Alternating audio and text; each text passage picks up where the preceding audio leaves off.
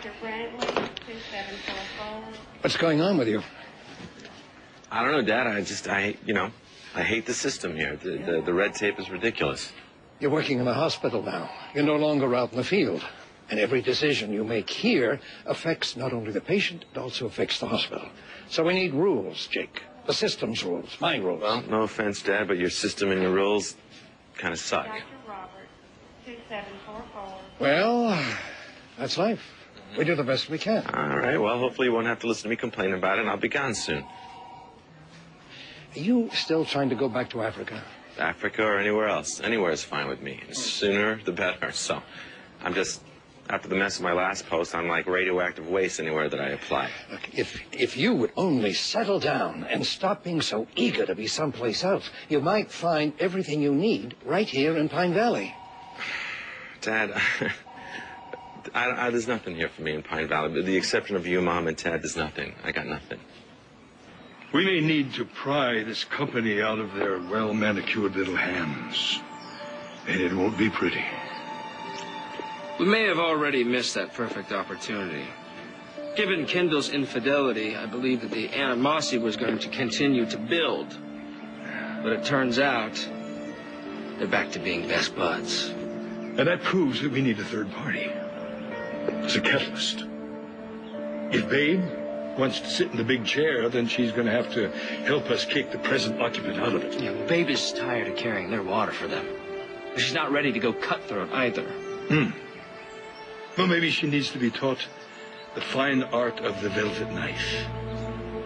Fusion needs to be undermined from the inside. And nobody is better equipped to do that than Babe. Yeah, it's just that Babe and I have worked so hard to get back to this place. I don't want to screw it up over business. Let me talk to her. I'll get back to you.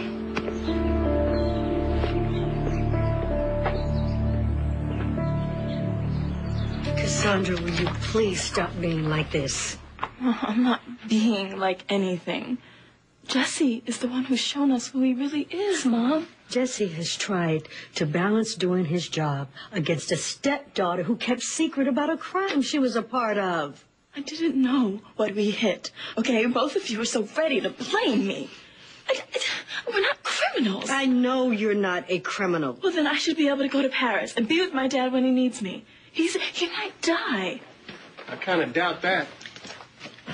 Jesse, how can you say... I couldn't get through to the DA, but I did get through to your father. And Jacob told me that it's a simple gallbladder operation. He also told me that he told you not to even try to think about going over there, given what's going on over here. Cassandra, why would you lie to us about something like that? Is there something you want to tell me, Cassandra? I mean, are you trying to think about skipping town because of these potential charges against you? Because if that's the case, I'm going to have to stop you. Taylor and I served along each other in Iraq. Yeah, we slept together, but in the literal sense of the word. I mean, a few minutes of shut-eye over there was a precious commodity. We had to huddle up next to whoever wasn't on duty just to get some rest. That's all it was, just rest. Now, in terms of emotional connection and attachment,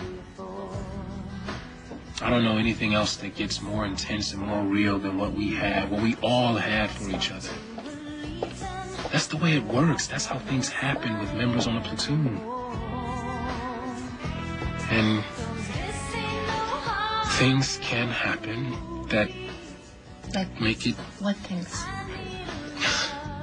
Things like insurgent attacks, car bombings, rocket launchers, grenades, all of it. Taylor, she fought by me side by side, pound for pound.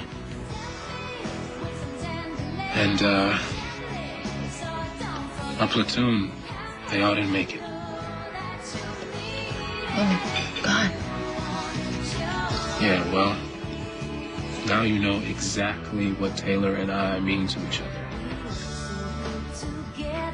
We're survivors, Randy. And we're still dealing with the ones that didn't come home. You're just pretending. Every family has its issues. I want my little boy to be normal. And this week on Night Shift, 3 families will be forced to deal with them. We're too scared to stick around and face this.